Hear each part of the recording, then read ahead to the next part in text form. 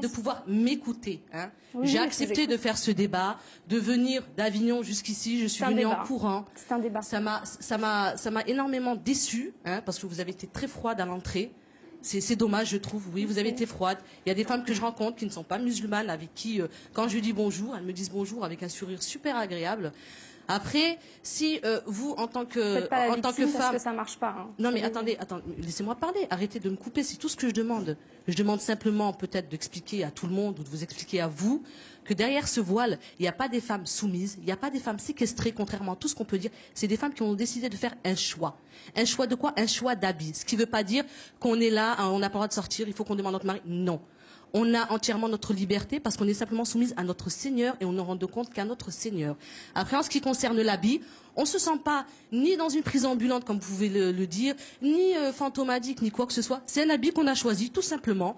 Et pourquoi venir faire un débat ou une polémique dessus alors qu'on n'a rien demandé au peuple? On demande simplement de vivre notre foi et notre croyance. Mais le problème se pose, pardonnez-moi, c'est moi qui vous interromps, le problème se pose aujourd'hui dans la mesure où la classe politique se pose des questions sur le port du voile dans la sphère publique. Alors si par exemple il y a un contrôle d'identité, vous faites quoi? Écoutez, parce que ça peut troubler l'autorité. Oui, non mais il ne peut pas identifier la personne qui passe. Je vais vous dire sincèrement, Paul Amar, moi au jour d'aujourd'hui, on m'a déjà fait un contrôle papier d'identité. Je suis déjà partie à la mairie, je suis partie dans les tribunaux pour des papiers, je suis partie dans les écoles de mes enfants. Hein. J'ai dû, dans l'école de mes enfants, quand j'ai des rendez-vous avec ma maîtresse ou avec la directrice, je me dévoile, voilà, parce que contact avec contact. Mais au jour d'aujourd'hui, même pour un contrôle de papier d'identité, on m'a jamais demandé de soulever le niqab. Si on me le demande, ça se fait sans aucun problème. Ça, il n'y a pas de problème. Pour identifier la personne, je vais et pas que moi, toutes les femmes voilées, à la douane ou quoi que ce soit, quand on demande d'être identifié, on s'identifie. Donc après, c'est vrai qu'au jour d'aujourd'hui, non, j'ai jamais eu ce souci de me dire, qu'on me dise, non, madame, excusez-moi, mais il faut vous identifier ou quoi que ce soit. Non. Et c'est pour ça que je trouve ça super. Et vous avez de la chance, hein, parce que nous, même moi, hein, quand je me fais arrêter parce que j'aurais grillé un feu orange, oui. le flic demande des papiers, il regarde ma carte, il me regarde pour savoir si... Oui, c'est vraiment de la chance. Hein. Alors c'est vraiment que Dieu est avec moi, parce que je peux vous dire, oui, le Seigneur, on m'a arrêté deux ou trois fois parce pour contrôle de papier d'identité. On m'a pris mes papiers, mon permis, ma carte d'identité.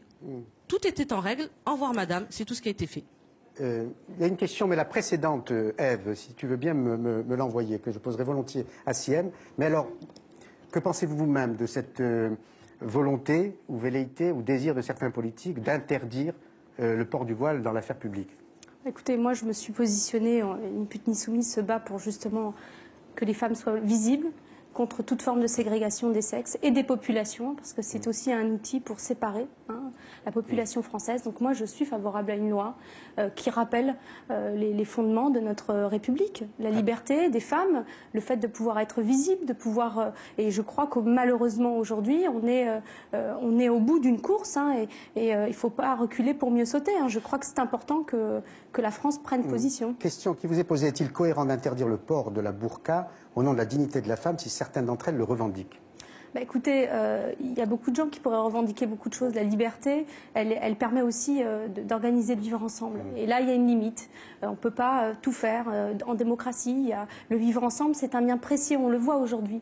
On a besoin de cohésion sociale. On a besoin de se battre pour des combats sociaux. Je ne vois pas comment on peut se battre quand on s'exclut du champ social.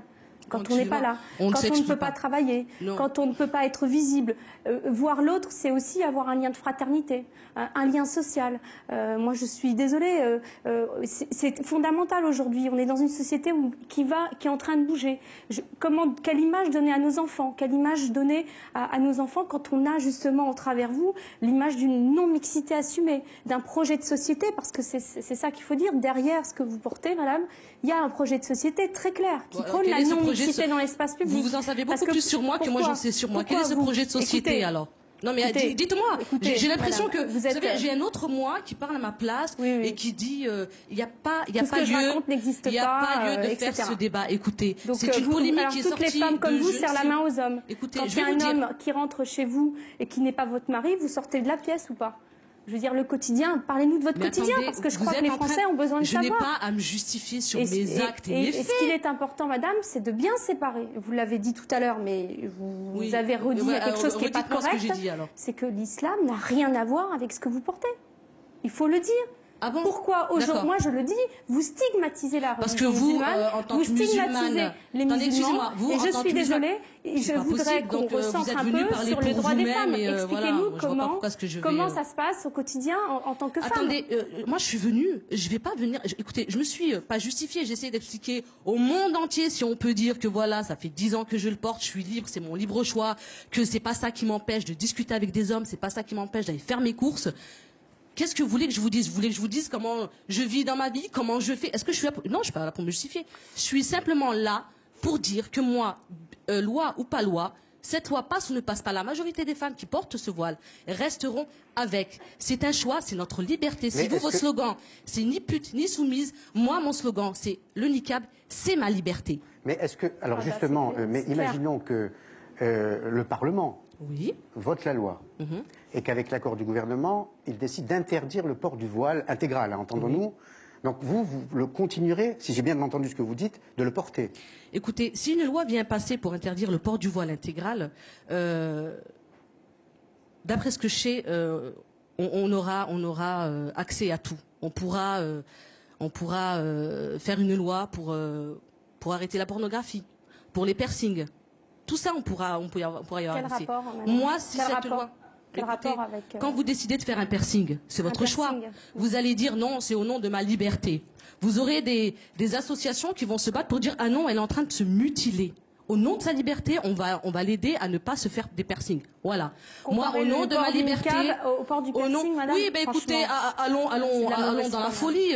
Mettons, attendez, c'est pas parce que vous vous battez la liberté, pour elle protège aussi les femmes à un moment donné. Vous pouvez pas, au nom de la liberté, c'est ma liberté. diffuser des idées rétrogrades. C'est ma dignité. C'est ce que vous voulez pas comprendre, vous voulez pas accepter. Comme si j'aurais décidé de tatouer. Pas ma dignité, ni en tant que femme, ni en tant que musulmane. Vous me laissez pas parler. Vous essayez de mettre votre avis sur la table et de dire à tout le monde non, c'est hors de question. Moi, je vous dis que moi, ça, c'est ma dignité, c'est ma liberté et que c'est la France qui m'a donné l'autorisation, qui m'a donné le droit de m'habiller comme je le souhaite. J'ai pas décidé. S'il vous plaît, s'il vous plaît. Des femmes qui se battent en Arabie Saoudite. Écoutez, elles existent.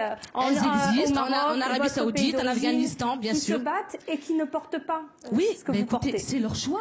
Mais c'est tout à fait leur choix. Et qui se battent pour changer la moudawana au Maroc. Mais écoutez, qui se battent pour que les femmes puissent accéder à des postes à responsabilité, notamment en Arabie Saoudite. Mais attendez, vous êtes... Qu'est-ce que vous dites à ces femmes aujourd'hui? Mais venez qu'on se batte tous ensemble. Ce voile intégral ne fait abstraction à rien. Je vais devoir mettre fin parce qu'il y a d'autres séquences qui nous attendent. Voilà, on vous aura donné la parole et on voit bien, au fond, l'opposition entre deux femmes musulmanes aujourd'hui dans notre pays. Mais j'ai bien entendu que là, si la France vous a donné ce droit aujourd'hui, si elle vous le retirait, vous prendrez... Elle bafouerait mes droits, oui. Vous prendrez le risque d'être hors la loi.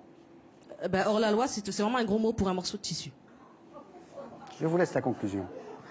Merci beaucoup, mesdames. Merci. Les deux dernières séquences seront consacrées à deux artistes. L'un chante et va mieux, c'est Johnny. L'autre joue et va très bien, c'est Jacques Weber, seul en scène au Théâtre Marigny, un vrai bonheur. On le retrouve après le buzz web de Julie Martin et Sébastien Déron.